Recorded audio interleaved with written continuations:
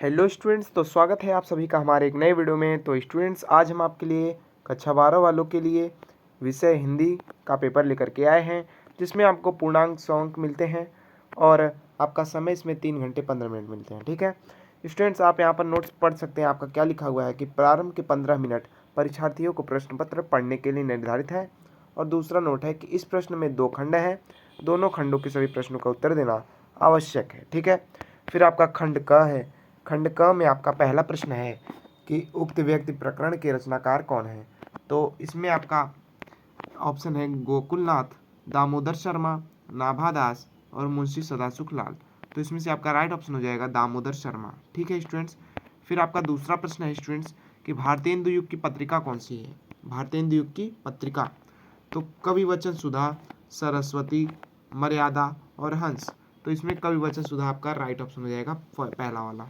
फिर आपका तीसरा प्रश्न है कि हिंदी गद्य साहित्य के द्वितीय उत्थान का प्रारंभ कब हुआ। तो यहाँ पर ऑप्शन दिया हुआ है 1918, 1900, सन 1936, सन 1938। तो इसमें से आपका राइट ऑप्शन हो जाएगा 1918। ठीक है, हिंदी गद्य साहित्य के द्वितीय उत्थान का प्रारंभ। फिर आपका चौथा प्रश्न है कि सेवा सदन के रचनाकार कौन है। सेवा सदन के रचनाकार कौन है। तो इसमें आपका ऑप्शन है कि जैनेन्द्र, दूसरा है अज्ञेय, तीसरा प्रेमचंद, फिर हरिकृष्ण प्रेमी। तो इसमें आपका राइट ऑप्शन हो जाएगा तीसरा वाला प्रेमचंद। फिर आपका अंगा प्रश्न है कि पर्दा कहानी के लेखक कौन है। तो इसमें आपका ऑप्शन दिया हुआ है इंशा अल्लाह खां, किशोरी लाल गोस्वामी, यशपाल और विष्णु प्रभाकर। तो इसमें से आपका राइट ऑप्शन हो जाएगा यशपाल। ठीक है, फिर आपका प्रश्न संख्या दूसरा का क है कि आदिकाल का ग्रंथ नहीं है। तो आदिकाल का ग्रंथ नहीं है इसमें पूछा है। तो दिया हुआ है कीर्तिलता, बीसल देव रासो, आल्हा खंड, पद्मावत। तो पद्मावत आपका भक्ति काल का है। ठीक है, पद्मावत। फिर आपका दूसरा प्रश्न क्या है कि अष्टचाप के कवियों का संबंध है भक्ति काल की किस शाखा से है। तो राम भक्ति शाखा, ज्ञानाश्रयी शाखा, प्रेमाश्रयी शाखा या कृष्ण भक्ति शाखा से। तो इसमें से आपका राइट ऑप्शन हो जाएगा कृष्ण भक्ति शाखा से। ठीक है, चौथा। फिर आपका तीसरा प्रश्न है कि श्रृंगार और वात्सल्य रस के अमर कवि कौन हैं। इसमें आपका ऑप्शन दिया हुआ है केशव दास, कबीर दास, सूरदास और कविवर बिहारी। तो इसमें से आपका राइट ऑप्शन हो जाएगा तीसरा वाला सूरदास। ठीक है, फिर आपका चौथा प्रश्न है कि चांद का मुंह टेढ़ा है रचना की विधा किस रचना, मतलब इसकी विधा क्या है यह पूछा है आपसे।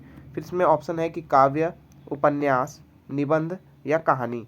तो आपका यह पता होना चाहिए स्टूडेंट्स की यह आपकी कविता है यानी काव्य है। ठीक है, काव्य है आपका, यहाँ पर राइट ऑप्शन हो जाएगा। फिर आपका पांचवा प्रश्न है कि कबीर क्या है, रुकिए स्टूडेंट्स, हाँ, कबीर वाड़ी के डिक्टेटर हैं। आपका अंगा वाला है कि कबीर वाड़ी के डिक्टेटर हैं। यह कथन किसका है, आचार्य हजारी प्रसाद द्विवेदी, जयशंकर प्रसाद, रामचंद्र शुक्ल या नंद दुलारे वाजपेयी।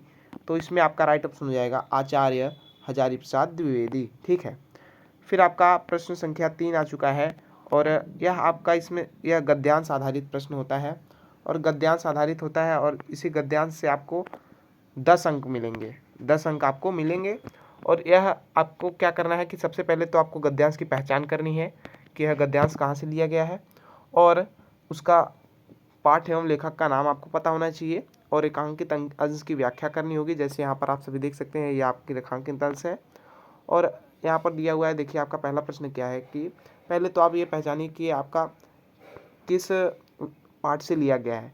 तो आपको यह पता होना चाहिए कि आपका वासुदेव शरण अग्रवाल जो आपके लेखक हैं इसमें, और इसका जो है आप सभी को। फिर आपका देखिए रेखांकित अंश की व्याख्या दिया हुआ है, आपको रेखांकित अंश की व्याख्या करनी है। और आपका तीसरा है कि प्रस्तुत अनुच्छेद के अनुसार जंगल में क्या क्या मिलता है और जल प्रवाह नदी के रूप में किससे मिलता है। और आपका है कि पांचवा कि राष्ट्रीय जीवन के अनेक विधियाँ राष्ट्रीय संस्कृति में क्या प्राप्त कर रही हैं। या अथवा करके एक और आपको गद्यांश दिया रहेगा। तो एक और गद्यांश दिया रहेगा। देखिए आपका दूसरा क्या है, नए शब्द नए मुहावरे। तो आपको ऐसे ही पता चल जाएगा कि आपका भाषा और आधुनिकता से दिया गया है, प्रोफेसर जे सुंदर रेड्डी। ठीक है, और इसी गद्यांश को पढ़ करके आपको यह वाला जो प्रश्न होता है, यह सभी प्रश्न आपको हल करने होते हैं। ठीक है, तो इसी तरीके से आप इसे हल करिएगा। और आपका देखिए चौथा प्रश्न क्या है। चौथे प्रश्न में आपको गद्यांश पर आधारित प्रश्नोत्तर देखने को मिलेंगे और इसको हल करने पर आपको भी फिर 10 नंबर मिल जाते हैं। ठीक है, आप सभी देख सकते हैं आपका दिया हुआ है कि नील परिधान भी सुकुमार हो छविधाम, यानी ये आपका जयशंकर प्रसाद से दिया गया है, जयशंकर प्रसाद की जो रचना है कामायनी से।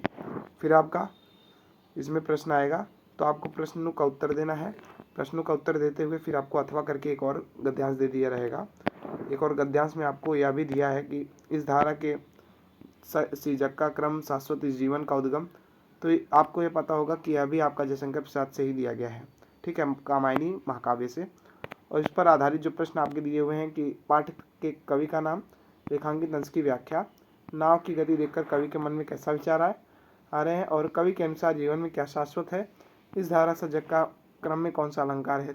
तो सॉरी स्टूडेंट, से आपका सुमित्रा नंदन पंत से लिया गया है, सुमित्रा नंदन पंत से।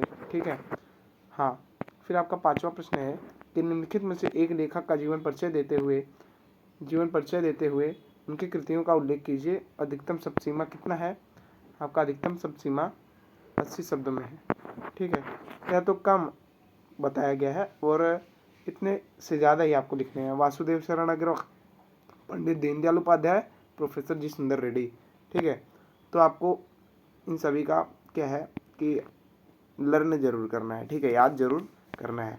फिर आपका ख में दिया हुआ है और इसका भी जो है आपको अगर जीवन परिचय लिख देते हैं तो आपको 5 नंबर निर्धारित है। ठीक है, यहाँ पर देख सकते हैं कि किसी एक कवि का जीवन परिचय देते हुए उनकी कृतियों का उल्लेख कीजिए। अधिकतम शब्द सीमा 80 शब्द। आपका पहला है जयशंकर प्रसाद, रामधारी सिंह दिनकर, सूर्यकांत त्रिपाठी निराला, अयोध्या सिंह उपाध्याय, हरिऔध। तो ये सभी आपके जो हैं सबसे वेरी मोस्ट इम्पॉर्टेंट जो है आपके कवि हैं। ठीक है, फिर आपका प्रश्न 6वां है कि कहानी तत्वों के आधार पर पंचलाइट एवं बहादुर कहानी की समीक्षा, शब्द सीमा 80। ठीक है, इसमें आपको 5 अंक मिलते हैं, 5 अंक। ठीक है, 5 अंक मिलते हैं। फिर आपका अथवा करके एक और प्रश्न दिया हुआ है कि कर्मनाशक हार कहानी के प्रमुख पात्र का चित्रण लिखिए। ठीक है, फिर आपका यहाँ पर एक प्रश्न दिया रहेगा, स्वपठित खंड काव्य के आधार पर लिखित प्रश्नों के एक प्रश्न का संक्षिप्त उत्तर दीजिए। अधिकतम शब्द सीमा 80। इसमें भी आपको 5 अंक निर्धारित है। ठीक है, और इससे आपका ये जान लीजिए कि जितने आपके ज़िले होते हैं, अलग अलग ज़िलों में आपका अलग अलग खंड काव्य चलता है। तो हमारे ज़िले में ये आपका मुक्ति यज्ञ खंड काव्य चलता है। ठीक है, तो आप भी देख लीजिएगा आपके ज़िले में कौन सा खंड काव्य चलता है, उसी के हिसाब से आपको परीक्षा में लिखना है, ध्यान रहे स्टूडेंट्स। फिर आपका खंड खा आ चुका है। खंड खा में आपका क्या है कि प्रश्न संख्या 8वां का क निम्नलिखित किस संस्कृत गद्यांश का संदर्भ सहित हिंदी में अनुवाद। इसमें आपको 7 अंक मिलते हैं, 7 अंक मिलते हैं। ठीक है, ससंदर्भ यानी संदर्भ के साथ आपको हिंदी में अनुवाद करना है इसका। तो युवक मालवीय स्वकीयन तो आपको पता चल ही गया होगा कि आपका किस पाठ से लिया गया है, मदन मोहन मालवीय पाठ से। फिर आपका अथवा करके एक और प्रश्न दिया हुआ है, इसमें आपका एक और गद्यांश दिया हुआ है जिसका आपको हिंदी में अनुवाद करना है और ससंदर्भ क्या है इसका हिंदी में व्याख्या करनी है। ठीक है, आपका दिया हुआ अतीते प्रथम कल्पे चतुष्पद सिंह राजा नाम अक्रुमन, तो आपका यह इसको भी आप देख लीजिएगा। और आपका ख वाला है कि निम्नलिखित श्लोकों का हिंदी में संदर्भ सहित अनुवाद कीजिए। इसमें भी आपको अंक 7 मिलते हैं। ठीक है, 7 अंक मिलते हैं। आपका पहला क्या है, भाषा सुमुख्य मधुरा दिव्य गीवार्ण भारती तस्या ही मधुरा काव्यम तस्मादि सुभाषितम। और आपका अथवा करके एक और दिया हुआ है कि ज्ञाने मौनम क्षमा शक्ति त्यागे श्लाघ विपर्यय। तो इसमें भी आपको संदर्भ सहित ही व्याख्या करनी है, संदर्भ सहित आपको क्या करनी है, व्याख्या। ठीक है, संदर्भ सहित आपको व्याख्या करनी है। फिर आपका प्रश्न संख्या 9 है कि निम्नलिखित में से किन्हीं 2 का संस्कृत में उत्तर दीजिए। आपको किन्हीं 2 का संस्कृत में उत्तर देना रहेगा। आपको इसमें 4 दिए रहेंगे लेकिन आपको 2 करना है। ठीक है, 2 करना है, 2 करने के बाद आपको 4 अंक मिलते हैं। ठीक है, 4 अंक मिलते हैं। आपका पहला प्रश्न क्या है कि संस्कृत साहित्य से प्रमुखा कवयः के संति, संस्कृत साहित्य के कौन कौन से प्रमुख कवि हैं। किन धनम सर्वधनम प्रधानम, तो विद्याधनम सर्वधनम प्रधानम। ज्ञानमय प्रदीपम किन प्रज्वलत। ठीक है, फिर आपका दिलीपः कस्य प्रदेश से राजा आसीत्, दिलीप किस प्रदेश के राजा थे, तो आपको पता है समग्र भूमंडल से यानी पूरे पृथ्वी के राजा थे। फिर आपका प्रश्न संख्या 10 है। प्रश्न संख्या 10 में आपका क्या है कि श्रृंगार रस अथवा करुण रस की परिभाषा लिखकर उसका उदाहरण दीजिए। इसमें आपको कितने अंक मिलते हैं, 1 अंक आपको परिभाषा और 1 अंक आपका किस पर, आपका 1 अंक मिल जाता है आपको उदाहरण पर। ठीक है, यही आपका इसमें कोटा होता है। इसमें आपका क्या है, श्रृंगार रस और करुण रस, श्रृंगार रस करुण रस दिया हुआ है। फिर आपका ख वाला है कि श्लेष अलंकार अथवा दृष्टांत अलंकार की परिभाषा लिखिए, उदाहरण सहित आपको लिखनी है। फिर आपका छंद में दिया हुआ है चौपाई छंद और दोहा छंद की परिभाषा उदाहरण सहित लिखिए। इसका भी उत्तर देने पर आपको 2 अंक निर्धारित है। ठीक है, फिर इसी तरीके से हमारा अगला प्रश्न है कि निम्नलिखित में से किसी एक विषय पर निबंध लिखिए। तो इस निबंध लिखने पर आपको, जब आप प्रस्तावना लिखते हैं तो आपको 2 अंक मिलते हैं, और यदि आप पूरी निबंध को लिखते हैं तो आपको 7 अंक और मिल जाते हैं। इस प्रकार से आपका 9 अंक निर्धारित हो जाता है। यहाँ पर आप सभी देख सकते हैं। उसके बाद यहाँ पर देखिए आपका पहला किस विषय पर निबंध है कि बेरोजगारी एक समस्या और समाधान। तो यह बहुत ही इस समय ट्रेंड पर है। ठीक है, फिर आपका दूसरा है कि सर्वधर्म संभाव, और तीसरा है किसी मेले का आंखों देखा वर्णन। तो यह भी आपका बहुत ही इंपॉर्टेंट है। फिर आपका चौथा है कि गोस्वामी तुलसीदास। इसकी जगह पे आ सकता है कि आपके प्रिय कवि कौन हैं, उनके बारे में लिखिए। ठीक है, तो आपको ये सब कुछ लिख लेना है। जैसे कि स्टूडेंट्स, निबंध है जो है आपका याद करने की चीज़ नहीं होती है। ठीक है, आपको ऐसे ही याद करना होता है। फिर आप देखिए यहाँ पर क्या हुआ है कि पावका का संधि विच्छेद कीजिए। तो इसमें आपका ऑप्शन दिया हुआ है, तो आप सीधा देख लीजिए आपका सही क्या होगा। पौधन अकह आपका इसमें राइट ऑप्शन हो जाएगा, पहला वाला पौधन अकह। फिर आपका दूसरा प्रश्न है कि प्रेजते का संधि विच्छेद क्या होगा। प्रेजते का संधि विच्छेद क्या होगा। तो प्रधन एजते आपका राइट ऑप्शन हो जाएगा इसमें, प्रधन एजते, ये आपका राइट ऑप्शन हो जाएगा, प्रधन एजते। फिर आपका पुस्तकालय हमें संधि विच्छेद क्या है। पुस्तकालय हमें, तो आप ये कौन सी संधि होगी आपसे यहाँ पर पूछा है। ठीक है, आपकी कौन सी संधि होगी, तो आपको पता होना चाहिए कि यहाँ पर आपकी व्यंजन संधि हो जाएगी। ठीक है, व्यंजन संधि आपकी हो जाएगी।